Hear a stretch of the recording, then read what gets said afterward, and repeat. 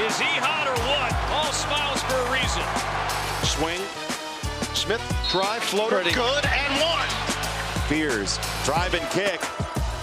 Wow. It's good! Batted out to Davis. Oh, what an assist! That is an unbelievable play from Ivasic. Purdue, step back three. Got it. Wow. What a season in the Big Ten. 5 Big Ten teams in the top 12 nationally. Let's run through what has stood out about each one of them, and we start with that Michigan team, number 2, and coming off a huge win. Well, Michigan and Arizona clearly have been the best 2 teams in the country all season. It's so interesting watching Dusty May put this team together.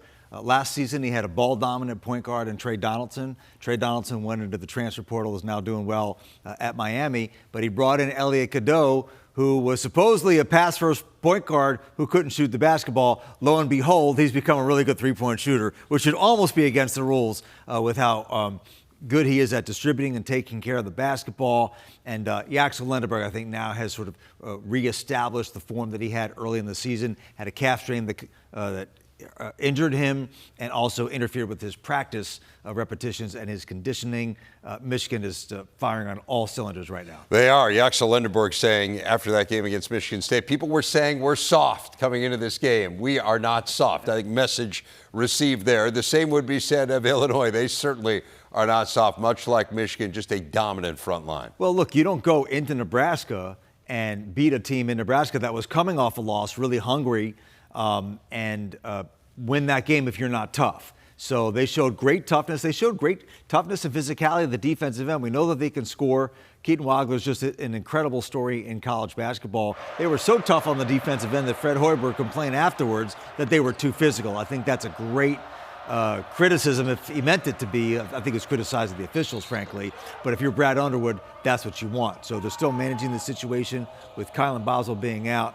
But anyone who says that they thought that Keaton Wagler was going to be this good, aside from Keaton Wagler, who obviously knew it the whole time, nobody else knew it. It's a joy watching him play. It's a great story. They're the most efficient offense in the country, and he's a huge part of the reason why. What about that Nebraska team that they beat? Yeah, I love Nebraska. Rink Mass did not play in the game at Michigan. He came down with a really serious illness. That is something that lingered. He was having treatment for that in the days after that game. And so the Rink Mass that we saw on Sunday, to me, wasn't the guy who's been playing all season long. All due credit to Illinois' defense. They got some big guys who can get out and defend now. That's what Illinois does. So I just like, what's interesting about Nebraska, so they didn't have 2 of their top 3 scorers. They almost won at Michigan.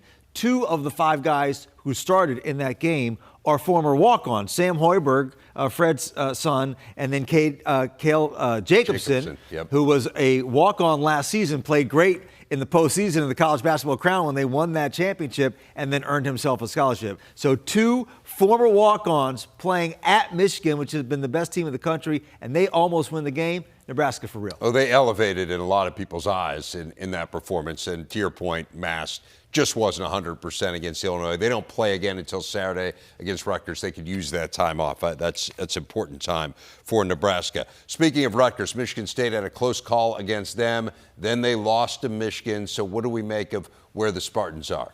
Well, I think the Spartans maybe have a little bit of a lower ceiling than some of these other teams that we're talking about, but they may have the highest floor in the league. They're always going to show up defensively. They're always going to show up with their rebounding. And Jeremy Fears has been just unbelievable. Here's a guy who 2 years ago, recovering from a gunshot wound, was a very highly regarded player coming out of high school, has really, I think, only in the last month or so really kind of rediscovered that burst, that vertical burst. And Michigan, even though sometimes they falter in the half court because of the three-point shooting, they are devastating, and I mean devastating in transition. And when you have Cone Carr, you have one of the best finishers really that I've ever seen in college basketball. So if you're going to beat Michigan State, you got to beat Michigan State, because any mistake you make against them, they are so good at converting in transition, it's just lethal. Mentioned they got Minnesota on Wednesday night here on the Big Ten Network. Then they get another chance at a signature win. They've got Illinois over the weekend at home. Finally, Purdue, they had lost 3 in a row. They did pound Maryland. Obviously, Maryland's having a really rough year.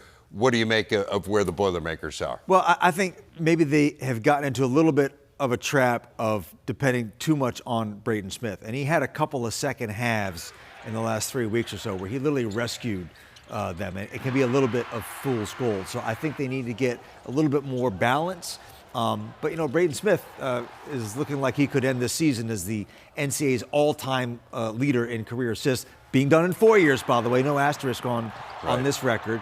And, they do have other pieces, guys who just haven't been playing to their potential. Now, Fletcher Loyer finally had a great game in their last outing. Maybe that gives them some confidence going forward. Trey Kaufman-Renn, I still think, is an all-conference caliber forward. So all the pieces are there, and a pretty good coach to figure it out as well. Have to get better on the defensive end. Okay. Last 4 games, they're 14th. I'm being positive. 14th in the Big Ten in defensive efficiency. Come in with the negative, I appreciate your positivity, and look, that's a team that can win the national 100%. championship. So got to guard better. So I'm with you 100%. I'm high on Purdue as well, but I think Matt Painter will tell you they got to do some work on that end.